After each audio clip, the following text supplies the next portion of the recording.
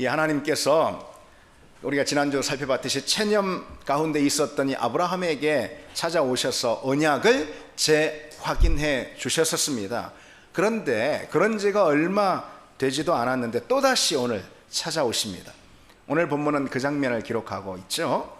아브라함이 한낮의 열기 속에서 장막 입구에 앉아 있었습니다. 그때 눈을 들어보니 세 사람이 맞은편에 다가옵니다. 그들을 보자마자 일어나서 달려가 맞이하고 그리고 융숭한 손님 대접을 하지요. 그런데 그들 가운데 둘은 천사였고 그리고 한 분은 여호와 하나님이셨습니다. 하나님이 아브라함을 다시 찾아오신 거죠. 그 이유는 언약을 이룰 시기가, 언약을 이룰 때가 확정이 되었다. 하나님이 정하신 거예요. 그 때를 정하신 거죠.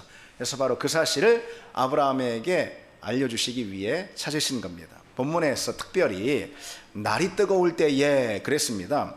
그때 하나님이 찾아오셨다 했는데 한낮 가운데 가장 무더울 때, 그러니까 가장 집중하기 힘든 그때에 찾아오신 걸 볼 수가 있죠. 나른해서 졸기 딱 좋은 바로 그런 시간입니다. 어쩌면은 이 중동 지역에 아주 평범한 그런 날입니다. 낮에는 너무 뜨거워 나른해서 졸 수도 있는, 그래 아주 평범한 그런 시간대에 너무 평범해서 긴장을 놓을 만한 그런 시간에 주님이 찾아오신 거죠. 전혀 예측할 수 없는 시간, 그리고 또 전혀 예상하지 못하는 그런 방식으로 찾아오셨습니다. 사람의 모습으로 찾아오신 거죠. 하나님께서는 예측할 수 없는 때에 그리고 또 예상할 수 없는 방식으로 불현듯 찾아오시는 분이다라는 것을 오늘 본문을 통해서도 우리가 기억해 볼 수 있습니다. 그리고 언제나 깨어서 준비되어 있어야 한다라는 그런 말씀이죠. 그래서 우리는 여기서도 우리 신앙이 그저 특별한 때에 구비되는, 특별한 때에만 준비되는 그런 신앙이 아니어야 함을 기억해야 합니다. 우리 신앙은 늘 일상의 신앙, 항상 삶의 자리에서 주님과 대화하고 교제하고 주님과 더불어 먹고 마시는 일상의 신앙이죠. 그런 신앙이 될 때 예측하지 못하는 때, 예상할 수 없는 방식으로 불쑥 찾아오시는 그 하나님도 우리가 언제나 마음을 열어서 우리가 만날 수가 있습니다. 여기 이제 사람 셋이 맞은편에 다가왔다 그랬잖아요. 그러자 아브라함이 아마도 뭔가 특별한 무엇인가를 느꼈는지 뛰어가서 내 주여, 내 주여 이렇게 부릅니다. 그래서 일전에 하나님이 아들에 대한 약속을 주시고 떠나셨잖아요. 그 후로 아브라함은 분명히 그 약속이 이루어질 날이 있을 거다, 그에 대한 하나님의 특별한 소식이 다시 내게 들릴 거다 라는 그런 기대가 아마 있었을 겁니다. 그래서 달려나가 귀한 손님으로 맞이한 거죠. 물론 그들 중에 천사가 있는지 그들 중 어떤 한 분이 하나님이신 줄 그건 전혀 몰랐던 거죠. 그래 음식을 준비합니다. 그런데 이 아브라함이 준비한 음식의 양과 그 수준을 보면은 이 아브라함의 손님 접대가 얼마나 특별했는지 새삼 느낄 수가 있습니다. 밀가루 3스아 이 정도면은 수십 명을 먹일 수 있을 정도의 그런 큰 양입니다. 그리고 기름진 송아지까지 한 마리 잡아 3사람 대접하는데 손님을, 버터와 우유, 이것은 당시 최상의 재료, 음식 재료임을 말해줍니다. 이 정도면 거의 손님을 대접하는 수준이 아니라 왕실의 연회 수준이다 이렇게 생각할 수 있습니다. 아무리 중동 사람들이 손님 대접을 잘하는 풍습이 있다 하더라도 아브라함의 이 경우는 훨씬 더 각별한 그런 경우다 말할 수 있습니다. 3사람 가운데 말씀드렸듯이 한 분이 하나님이시죠. 사람의 모습으로 찾아오신 하나님이셨습니다. 그리고 하나님이 내년 이맘때가 되면 사라에게 좋은 소식이 있으리라 그렇게 이제 직접 알려주십니다. 아브라함은 그저 손님을 환대했을 뿐인데 하나님을 대접하게 된 것이죠. 그래서 이렇게 볼 수 있어요, 여러분. 하나님을 대접했던 첫 번째 사람이 아브라함입니다. 근데 하나님을 대접하려고 대접한 것이 아니고 그저 길 가는 나그네 손님을 대접하려고 했는데 하나님을 대접하는 사람이 되었어요. 믿음의 조상답게 하나님을 대접했던 첫 번째 사람이 아브라함입니다. 신약 성경은 분명 이 대목의 아브라함을 염두에 두고 이렇게 우리에게 권면해 주고 있습니다. 손님 대접하기를 잊지 말라. 이로써 부지 중에 천사들을 대접한 이들이 있었느니라. 아브라함을 말하는 것이죠. 다른 사람을 맞이하고 그리고 또 환대하고 대접하는 사람, 그 사람이 은혜를 얻을 수 있는 사람입니다. 여러분, 은혜는 바로 그런 사람들에게 주어집니다. 좋은 믿음이 무엇이겠습니까, 여러분?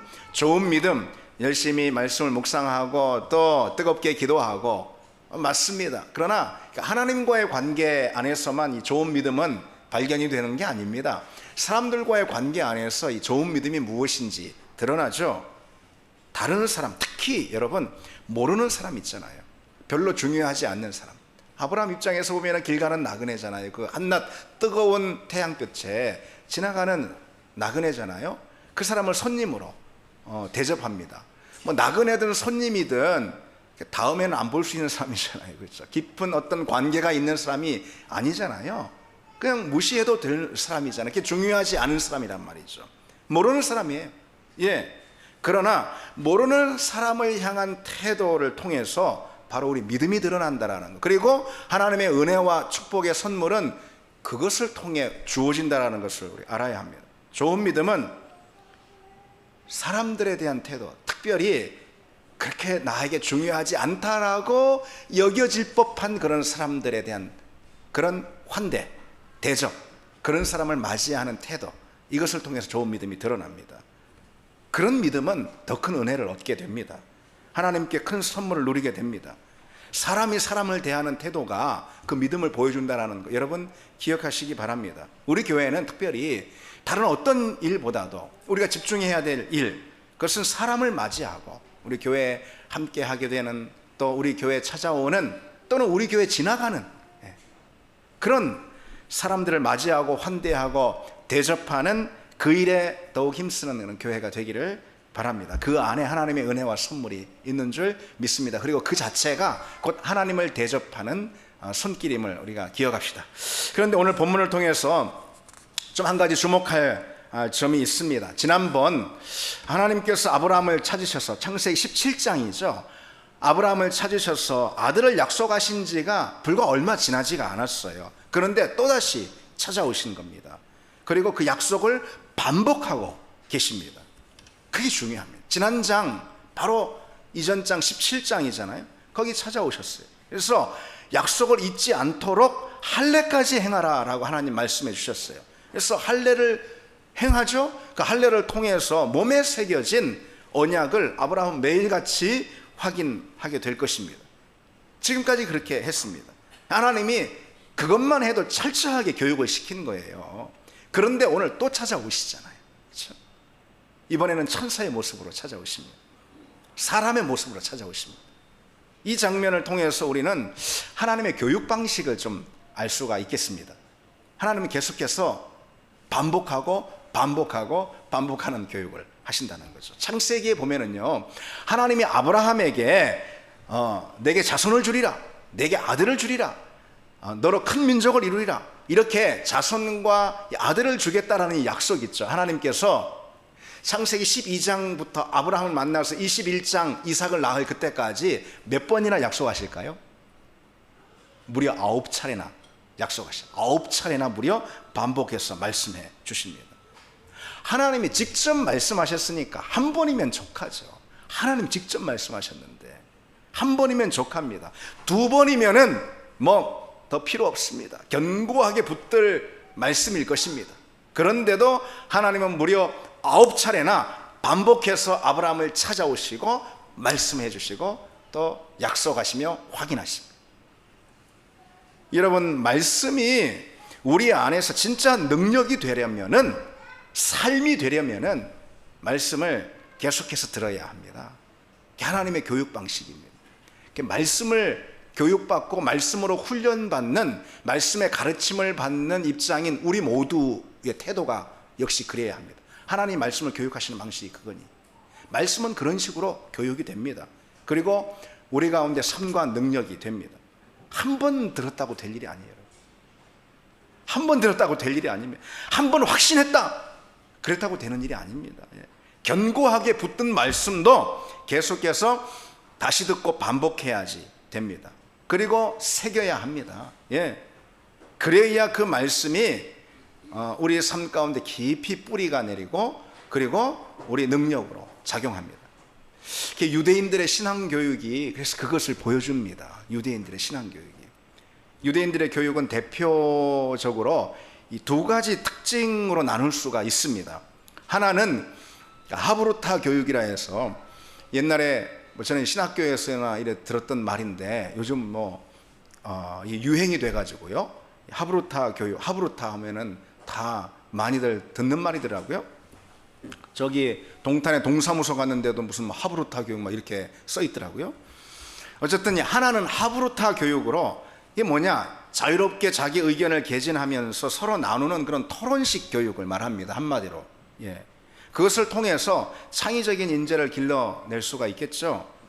그리고요, 그것만 있는 게 아니라 또 다른 한편으로 쉐마 교육입니다. 우리가 많이 듣듯이 쉐마 교육. 쉐마 교육은 반복해서 들려주고 그리고 특별히 외우게 함으로 하나님의 말씀을 마음 깊이 새기는 그런 교육 방식을 말합니다. 그래서 가르치다라는 이 히브리어 단어가 쉬난탐이라는 단어인데요, 이게 반복하다라는 뜻이에요. 이게 되풀이하다 그런 뜻입니다. 그래서 반복해서 전달함으로 마음에 깊이 새기게 하는 것, 이것이 곧 가르침 그 자체라는 것이죠. 가르침의 핵심은 바로 반복에 있습니다. 반복. 신명기 6장에도 주님께서 하나님께서 직접 그렇게 말씀하십니다. 오늘 내가 네게 명하는 이 말씀을 너는 마음에 새기고 내 자녀에게 부지런히 가르치며 집에 앉았을 때든지 길을 갈 때든지 누워 있을 때든지 일어날 때든지 이 말씀을 강론할 것이며 너는 또 그것을 내 손목에 매여 기호로 삼고 내 미간에 붙여 표를 삼고 또 내 집 문설주와 바깥문에 기록할지니라. 이게 무슨 말씀이겠습니까? 하나님의 말씀은 오늘 내가 네게 명하는 이 말씀 이랬잖아요. 그 말씀은 계속 반복해야 한다는 것입니다. 항상 눈에 띄는 곳에 두고 그 말씀은 마음에 새기도록 반복해야 된다는 거예요. 그래야 말씀 교육이 비로소 된다는 것입니다. 하나님의 말씀이 우리 삶 가운데 들어와 능력이 되는 그게 교육이잖아요. 말씀의 교육, 말씀의 가르침, 말씀의 전달. 이것은 방법이 중요해요. 방법이. 어떤 방법이요? 반복하는 방법입니다. 그거 아니면 하나님의 말씀은 우리 가운데 새겨지지가 않아요. 하나님의 말씀은 능력으로 우리 가운데 작용되지가 않습니다. 하나님의 말씀은 반복으로 교육해야 합니다. 반복해서 교육. 길을 갈 때든 누워 있을 때든 일어날 때든 여러분 그렇게 해야만 하는 분명한 이유가 있어요. 말씀드렸듯이 하나님의 말씀이 중요하기 때문에도 그렇지만 여러분 우리는 세상에서 6일을 지내요. 무려 6일을. 한 주가 168시간. 그런데 그 중에 무려 144시간 세상에서 지내. 압도적으로 물리적인 시간 자체가 압도적으로 많아요. 물론 그 6일간도 묵상도 할 수 있고 기도도 나름대로 할 수 있겠지만은 직장 가서도 큐티해요. 그럴 수 있겠지만은 세상의 쳇바퀴, 그 바쁘고 분주한 쳇바퀴 가운데 우리 몸이 던져져 있는 그런 상황이잖아요. 그 가운데 우리는 끊임없이 세속화 교육을 받는 거예요. 광고 한 편만 보더라도 우리는 끊임없이 세속화 교육을 그 6일 동안 받고 있는 거예요. 끊임없이 반복해서 사단이 자기 제자로 훈련하는 그런 세상 한복판에 우리가 살고 있단 말이죠. 우리는 그 6일 동안 사단으로부터 말하자면은 계속해서 세속화 교육을 주입받고 있는 것입니다. 그러니 여러분 어떻게 해야 되겠어요? 훨씬 더 많이 반복해서 우리는 하나님 말씀 반복하고 묵상하고 듣고 그래야 하지 않겠습니까? 새기는 그런 훈련을 해야 합니다. 그래 세상의 가치가 아닌 성경의 가치가 우리 삶을 주도할 수 있게 되는, 그렇게 해야지만, 끊임없이 반복해야지만. 그래서 여러분 새벽기도 나오는 건 너무나도 당연할 수가 있습니다. 그래서 일주일에 딱 한 번 수요일 날 중간에 우리가 나와 기도하잖아요. 이것은 너무 부족한데, 너무너무 부족한데 최소한 그건 해야 합니다. 그래 여러분, 한 번 말씀을 들었다고 될 일이 아닙니다. 절대로 아닙니다. 하루 말씀을 묵상했다고 되는 일이 아닙니다. 반복해야 합니다. 반복하는 것만이 새겨집니다. 반복이 기적이다, 그런 말씀 제가 드리잖아요. 반복이 기적을 낳습니다. 심리학자들은 우리의 결심이 성공할 확률이 8%에 불과하다, 그런 이제 아마 조사를 했나 보죠. 그래서 뭔가를 결심한 사람들 이렇게 보니까 4분의 1이 한 주 안에 다 포기해 버린다고 합니다. 30일이 지나면 절반을 포기하고 조금 더 지나면 다 포기하고 그런다라는 거죠. 왜 그럴까? 그것은 우리 의지의 박약 때문이 아니라 반복할 환경을 만들지 않아서 그렇다는 겁니다. 반복은 여러분 습관을 만듭니다. 몸에 밴 습관, 이것만이 우리의 속성과 경향성을 바꿀 수가 있습니다. 육체의 속성을 제어할 수 있는 힘은 다른 게 아니에요. 거룩한 뭐예요? 습관입니다. 습관. 따라 습관을 만들어야 합니다. 그 습관만이 우리 육체의 게으름을 이길 수 있고, 그 습관만이 죄로 향하는 우리의 육체의 경향성을 제어할 수가 있습니다. 우리 결심으로 하는 게 아니에요. 의지로 하는 게 아니라는 것입니다. 습관으로 할 수가 있습니다. 그 점에 대해서 우리는 성경의 인물들 통해서 배울 수가 있습니다. 여러분, 디모데를 보실까요? 디모데는 어려서부터 외할머니 로이스와 어머니 유니게로부터 신앙을 배웠으니 습관이 딱 된 거예요. 디모데의 신앙, 뿌리 깊은 신앙이다, 이렇게 말할 수 있을 겁니다. 여기서 뿌리 깊은 신앙이라는 것은 모태 신앙을 말하는 것도 아니고 기독교 가정에서 자랐다라는 것을 말하는 것도 아닙니다. 뿌리 깊은 신앙은 그런 것들로 만들어지는 게 아니에요. 그럼 뭘로 만들어질까요? 오랫동안 계속해서 반복되는 말씀의 새김, 그겁니다.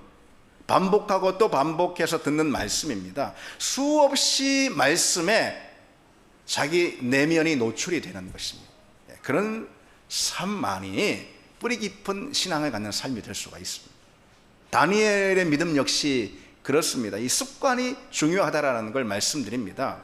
다니엘이 기도하면 죽는다, 기도하면 죽는다라는 걸 황제의 칙령에도 불구하고 다니엘은 기도의 단을 멈추지 않았잖아요. 그 이유가 무엇일까요? 다니엘 신앙이 좋아서, 하나님 앞에 신실한 사람이라서, 물론 그럴 것입니다. 그런데 이 점 이렇게 생각해 볼 수가 있습니다. 하루 3번 그 다락방에서 예루살렘을 향한 창문을 열고 기도하는 것은요, 다니엘의 오랜 수십 년 쌓인 오랜 습관이었어요. 그건 삶의 일부입니다. 그 거룩한 영적 습관은 삶의 일부였고 다니엘의 이 존재를 구성하는 한 부분이 되었습니다. 그 때문에 그런 거 때에 따라서 바꿀 만한 그런 사항이 아닌 거예요. 그거는 자기 생명을 위협하는 음모 앞에서도 그 경건의 습관만큼은, 왜? 습관이니까 변경될 수가 없었던 겁니다. 그럴 만한 성질의 것이 아닙니다. 몸에 완전히 배인 체질이기 때문입니다. 그렇게 완전히 체질화되고 굳어진 신앙, 이 신앙은 육체의 피곤함이나 아니면 환경에 바쁜 거나 아니면은 위기 상황이라 하더라도 쉽게 바뀌는 법이 아닙니다. 그런데 바로 그러한 믿음만이 진짜 나의 믿음이 될 수 있습니다. 그런 믿음만이 진짜 믿음이라는 거죠. 예수님도 그렇습니다. 예수님도. 그게 말씀이든 기도든 다 그래요. 신앙생활 전반이 그래요. 예수님도 누가복음에 이렇게 말씀하고 있는 대목이 있습니다. 예수께서 나아가 습관을 따라 감람산에 가심에 제자들도 따라갔더니, 이 습관을 따라, 이건 부정적인 표현이 아닙니다. 이것은 습관화된 기도, 예수님의 기도는. 그렇다면 여러분, 습관화된 기도는 어떤 기도일까요? 습관화된 기도, 무엇을 의미할까요? 이것은 의지를 갖고 애써서 하는 그런 기도가 아니에요. 이런 기도는 뭔가 계획을 짜고 뜻을 정해서 의지를 동원해서 이렇게 하는 그런 기도가 아니에요. 습관화된 기도라는 것은, 이것은 그냥 말하자면 어느새 기도 자리에 있는 거예요. 내가 어느새 의도하지 않아 어느새 기도의 자리에 있는 것입니다. 그래서 만약 그 습관을 강제로 멈추려 한다면 어떤 일이 발생할까요? 여러분, 쉽게 생각해서 이런 겁니다. 어떤 학생들 보면은, 저도 옛날에 그 학교 다닐 때 이 볼펜을 이렇게 돌리잖아요, 손 위에서. 근데 볼펜을 돌려야 집중할 수가 있어요. 볼펜을 돌리는 친구들은 그래 공부도 되고, 시험 볼 때 막 더 많이 돌려. 그래야 시험도 잘 보고 집중이 되니까. 그런데 선생님이 와서 손 꽉 잡고 강제로 팍 멈췄어요. 야, 정신없어. 팍 멈췄어요. 예. 공부에 집중할 수가 없습니다. 예. 그런 겁니다. 기도가 습관이라면은 기도를 강제로 멈추게 할 때 어떤 일이 발생합니까? 삶이 정지되어 버리는 그런 삶에 전혀 집중할 수 없는 그런 상황이 되어버리는 것이죠. 그것이 바로 습관입니다. 습관. 엄밀히 말해서 여러분, 기도는 목표를 정하고 계획을 짜서 하는 게 아닙니다. 기도는 그저 일상이 되는 겁니다. 그렇지 않을 때, 그 일상이 아닐 때 기도는 부담이 되고 일상을 깨는 불청객이 됩니다. 그러니 억지로 의지를 동원해서 계획을 짜서 뜻을 다져서 기도해야 하는 거죠. 근데 기도는 그렇게 해서 되는 게 아닙니다. 말씀 역시 마찬가지. 말씀을 듣고 묵상하고 적용하는 일 똑같습니다. 목표를 정하고 계획을 짜서 할 일이 아닙니다. 이제 연말이 됐다고 뭐 말씀 한번 제대로 이제 일동 못했는데 해볼까? 뭐 연초가 되면 또 더더욱 그렇죠. 여러분 성공하시길 바라는데 그런 게 성공하는 일이 별로가 없어요. 이게 몸의 반복됨으로 늘 배이고 체질이 돼야 하는 거라는 거죠. 기도든 말씀이든 신앙생활이라는 게요. 그래서 체질신앙, 체질화된 그것만이 육체적인 피로나 바쁜 환경이나 아니면 큰 위기 앞에서도 흔들리지 않고 늘 여전히 서 있습니다. 그런데 바로 그런 신앙만이 능력을 경험할 수 있는 신앙이에요. 기도의 능력도 경험하고 그런 기도만이 습관에 배인 그 말씀 묵상, 말씀의 적용, 그런 말씀만이 능력으로 경험이 되는 말씀입니다.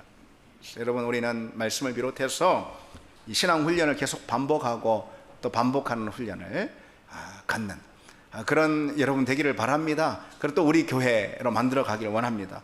오늘 본문에 아브라함도 반복해서 또 듣고 있습니다. 지금 몇 번째 들었는지 모릅니다. 본문 10절에 내년 이맘때에 내가 반드시 내게로 돌아오리니 내 아내 사라에게 아들이 있으리라 그랬습니다. 근데 이 하나님께서 아브라함에게 이제 이 때를 딱 고지해 주시는 거예요. 예. 근데 사라가 저 장막 뒤에 있었죠. 음식 대접을 하면서 장막 뒤에 있는데 그 말씀을 가만히 듣고 속으로 이제 웃으면서 하는 말이, 내가 이렇게 늙어가지고 기력이 다 쇠 이제 몸이 노쇠한데 무슨 아들? 더군다나 남편 역시 마찬가지, 늙어가 다 늙은 쭈글쭈글 저 남편이 과연 그런 기쁨이 우리에게 있을까? 속으로 그래, 속으로 웃으며 속으로 그렇게 말하는 거예요. 그러자 하나님께서 발끈하시며 뭐라고 하시죠? 사라가 왜 웃으며 이르기를 내가 늙었거늘 어떻게 아들을 낳으리요 하느냐? 그렇게 따끔하게 말씀하시는 거예요. 여러분, 사라가 속으로 웃었어요. 속으로. 그런데 그 속마음을 하나님이 아시고 네가 웃었다. 그러니까 왜 웃냐? 다그치니까 사라가 그냥 화들짝 놀라가지고 속마음을 들켰잖아요. 화들짝 놀라가지고 나 안 웃었는데요. 이렇게 되는 것입니다. 그런 사라에게 또 하나님이 매몰차게 아니야, 네가 웃었잖아. 이렇게 하시는 겁니다. 이 대목에선 오히려 사라가 좀 딱해 보이고 그리고 안쓰럽게 여겨집니다. 대놓고 웃은 것도 아니고 속으로요. 그런데 하나님께서는 고집스럽게 지적하시면서 끝끝내 시비를 가리고 계시잖아요. 네가 웃었지? 안 웃었는데. 아니야, 네가 웃었잖아. 이렇게 끝끝내 시비를 가리고 계시는 겁니다. 그럴 필요까지 있을까? 무엇을 알 수 있는 대목이겠습니까, 여러분? 우선은 하나님은 있죠. 우리가 당신의 능력을 의심할 때 실망하십니다. 그리고 분명하고 똑똑하게 가르치시는 분입니다. 이스라엘 백성들이 광야에서 고기를 원했잖아요. 맨날 만나만 먹으니 고기를 원했잖아요. 하나님께서 그래서 말씀하십니다. 고기 냄새도 싫어할 만큼 말이지 한 달이나 내가 그냥 먹게 해줄게. 그럽니다. 그러자 모세가 놀라가지고 아니 지금 이 백성이 60만 명이 넘고 무슨 이렇게 많은데 말이죠. 이 백성이 아니 양떼나 소떼를 다 동원해도 바다의 모든 고기를 다 잡아들인다 한들 그게 될 일입니까? 하나님께 그렇게 의심하며 맞섭니다. 그러자 하나님 발끈하시면서도 하시는 말씀이 나 여호와의 손이 짧으냐? 이렇게 말씀하십니다. 아니라 믿으라 이렇게 하셔도 되는데 하나님이 내 손이 짧단 말이냐? 예. 내 말이 내게 응하는 걸 보리라 이렇게 말씀하십니다. 예. 여러분 이 장면을 그 장면들을 한번 그려 보십시오. 오늘 사라도 또 모세도 뭐라고 하는 거죠? 하나님 현실을 잘 모르시나 본데 지금 상황을 좀 보세요. 그런 거 아니겠어요? 내 나이가 90이고요 생리가 끊어진 지 벌써 언젠지 모르는데 그건 뭐라고 하시는 말씀이에요? 이런 거잖아요. 모세는 여기 장정만 60만 명이에요. 무수한 소떼를 끌고 온들 바다의 고기를 다 잡아들인들 그게 뭐 될 일입니까? 그리고 말이죠, 여기가 여기가 어디인지 하나님 모르실 리 없을 텐데 여기는 풀 한 폭이 안 나는 광야입니다. 이런 뜻 아니겠습니까? 모세의 마음 가운데. 근데 우리도 그래요. 성도들 가운데도 그래요. 현실을 모른다라는 말 자주 하는 사람이 있습니다. 예. 저는 그 말 간혹 듣습니다. 저도 그럴 때가 있어요. 저도 그런 말 내뱉을 때도 있죠. 현실을 모르고 하는 말이야. 그게 현실을 모르고 하는 생각이야. 현실을 모르고 기도를 하고 있어. 예. 전혀 현실이 어떤지 현실을 분별하지 못하는 것 같아. 여러분, 우리는 그런 말 하는 사람들이 아니에요. 여러분, 우리는 그런 말 하는 사람들이 아닙니다. 우리는 반대로 이런 질문을 해야 됩니다. 현실적으로 되는 일만 하면 그게 믿음이냐? 이런 질문을 해야 하는 사람들이죠. 그게 바른 질문이에요. 현실적으로 되는 일만 하시는 분이면 그게 하나님인가? 사람이지.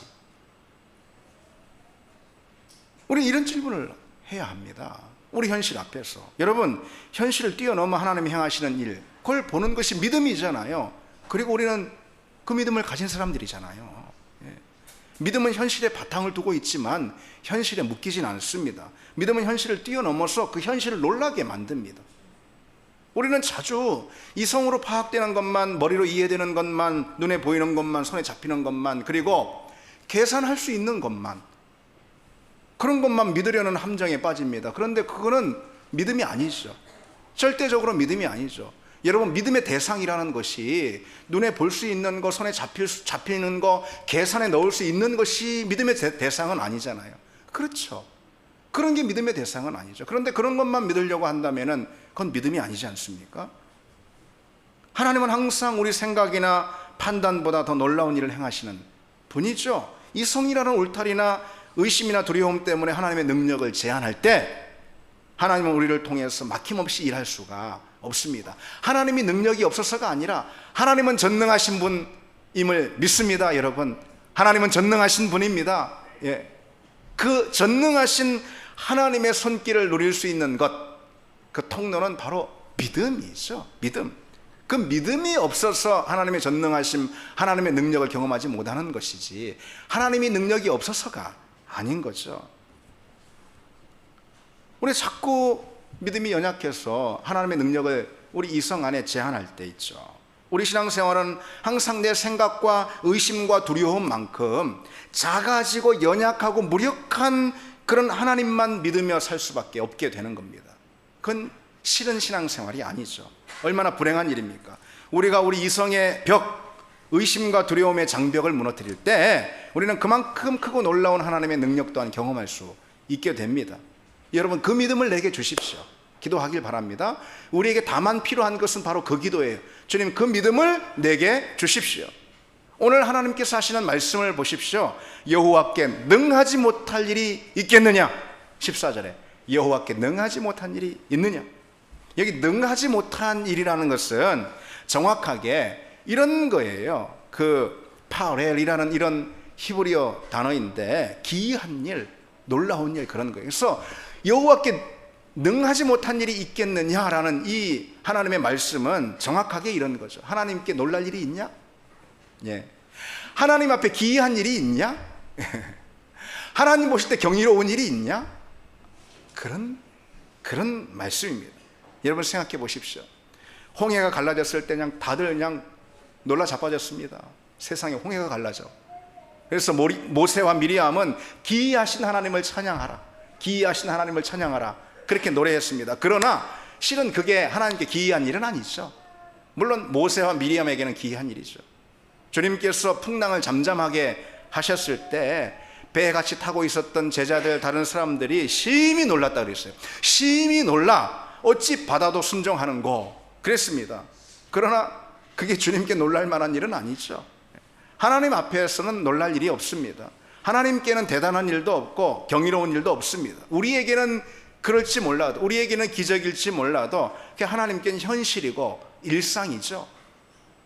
하나님은 그 능력이 광대하신 분입니다. 우리는 그 능력을 제한하는 어리석음을 버려야 하죠. 그게 믿음입니다. 하나님이 우리를 향해 갖고 계신 뜻, 그 뜻이 이루실 놀라운 일들, 하나님의 그 뜻이 이루실 놀라운 그 일들, 그래서 우리가 결코 헤아려 볼 수, 계산해 넣을 수 있는 일이 아닙니다. 우리의 생각이 멈추는 곳에 하나님의 뜻도 멈추는 법이 없습니다. 그렇죠? 우리의 능력이 멈추는 곳에 하나님의 일하심도 멈추는 것은 결코 아닙니다. 하나님의 능력은 항상 그보다 더 큽니다. 근데 여기 한 가지 중요한 사실을 덧붙여 기억해야 할 것입니다. 오늘 본문에 하나님께서 왜 이 말씀하셨죠? 여호와께 능하지 못한 일이 있겠냐? 내 능력을 믿어라, 이런 거죠. 왜 이 말씀을 아브라함에게 하실까요? 그게 중요해요. 그게 그저 기적과 능력을 행하고 싶으니까 하나님이, 그래서 이 말씀하시는 건 아니잖아요. 그렇죠?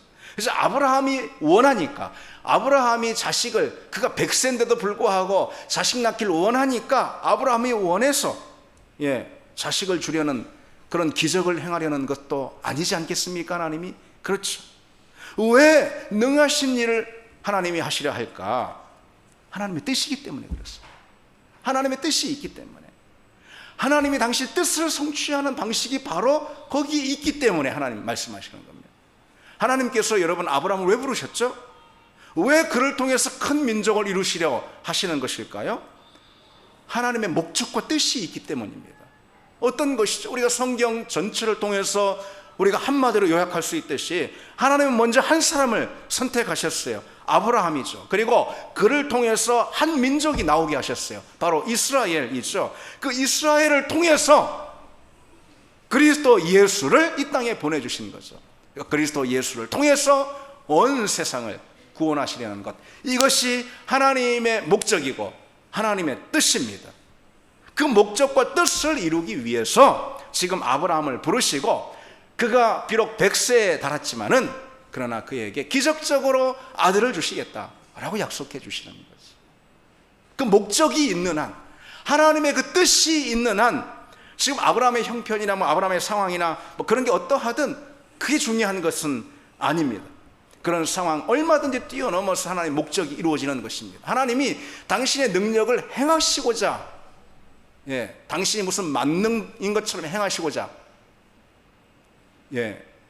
내가 능력이 많다, 내가 못할 일이 없다, 능하지 못할 일이 있겠냐라고 말씀하시는 것도 아니고, 아브라함이 꼭 뭔가를 원하니까 그걸 주시기 위해서 이 말씀하시는 것도 아니라는 거 기억해야 합니다. 하나님 목적이 있어요. 아까 말씀드린 대로 하나님의 그 원대한 구원의 경륜을 이루시고자 하시는 그 뜻이 있습니다. 그 뜻을 이루시고자 아브라함에게 이와 같은 기적을, 은혜와 능력을 행하려 하시는 거죠. 하나님의 목적과는 상관없이 내가 원하니까 하나님의 능력이 필요해요. 그건 아닌 겁니다. 그건 기독교 신앙이 아니에요. 진정 하나님의 능력을 여러분 우리가 보기 원하십니까? 진정 기적을 우리가 보기를 원하죠? 맞습니다. 그러려면 내 인생이 하나님의 목적 안에 있어야 하는 것이죠. 먼저 내 걸음이 하나님의 뜻 안에 있어야 합니다. 그럴 경우는 어떤 상황, 그 하나님의 목적과 뜻에 거스르는 그 어떤 상황과 장벽도 능히 넘어서는 하나님의 능력이 바로 그 자리에 임하게 될 것입니다. 우리가 하나님의 목적과 하나님의 뜻에 있다면, 우리 걸음과 우리 인생이, 그럼 여러분, 우리는 어떻게 하나님의 목적과 뜻 안에 있을 수 있을까요? 그건 아주 단순합니다. 간단합니다. 초등학생도 다 할 수 있습니다. 어떻게 하나님의 뜻과 목적 안에 우리가 살 수 있을까요? 그건 예수님께서 말씀해 주신 대로 먼저 그의 나라와 그의 의를 구하면 됩니다. 우리가 자꾸 우리 입을 거, 먹을 거, 마실 거, 살 것만 자꾸 구하니까 하나님의 은혜와 능력과 기적도 경험하지 못하는 겁니다. 그런 거는 더하여 주신다고 그랬잖아요. 먼저 그의 나라와 그의 뜻을 구하면은, 그러면은 덤으로 더하여 주신다고 그런 거잖아요. 그런 것들은 그 나라와 의를 주되게 구할 때, 주된 기도의 제목과 삶의 목적으로 놓을 때, 그때 덤으로 얻게 되는 것입니다. 그런데 우리는 거꾸로 덤으로 얻을 것을 주된 기도 제목으로 놓고 구합니다. 무엇을 먹을까, 무엇을 마실까. 이방인들이나 구하는 거라고 그랬습니다. 하나님은 들의 백합화, 하늘의 새 다 먹이시는 분이라 염려하지 말라 그랬습니다. 그런 걸로 인해서 내일 일도 그건 내일이 염려할 거다 그랬습니다. 내일 우리가 염려하는 것이 아니라 내일 일은 내일이 염려한다고 그랬습니다. 그런 거에 우리 모든 삶의 초점을 맞추고, 또 기도의 제목도 주된 기도의 제목으로 마음의 뜻으로 품고 있으니, 그러니 그런 걸 하나님께로부터 얻을 수는 없습니다. 왜요? 그건 덤으로 오는 거거든요. 덤으로. 백화점에 가서 재킷을 사면은 양말을 준다고 그러는데 양말만 달라고 하면 양말을 얻을 수가 없습니다. 재킷을 사야지. 주님께서 먼저 그 나라와 그 의를 구하라. 그러면은 그 나라와 그 의에 대한 기도의 제목과 마음의 소원을 주시면서 동시에 덤으로 끼어서 우리 먹을 거, 입을 거, 마실 거, 살 거를 주십니다.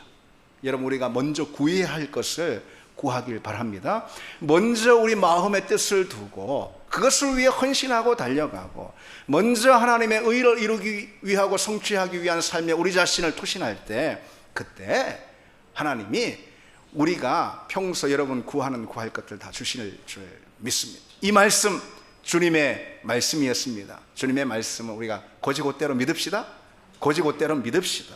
이제 말씀 맺겠습니다. 여러분, 내가 지치고 내 처지가 힘들고 내 앞이 안 보이고 길이 막혔다고 낙심하지 말아야 합니다. 우리를 향하신 하나님의 뜻과 능력을 우리 처지, 그 처지로 인한 편견들에 가두어 두는 것만큼 어리석은 태도는 없습니다.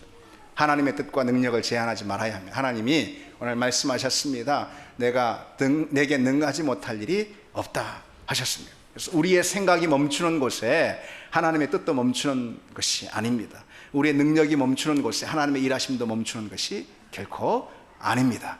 하나님의 그 능하심을 믿고 그 능하심 안에 하나님의 뜻과 하나님의 목적을 구하는 우리가 되기를 원합니다. 우리 함께 찬양합시다.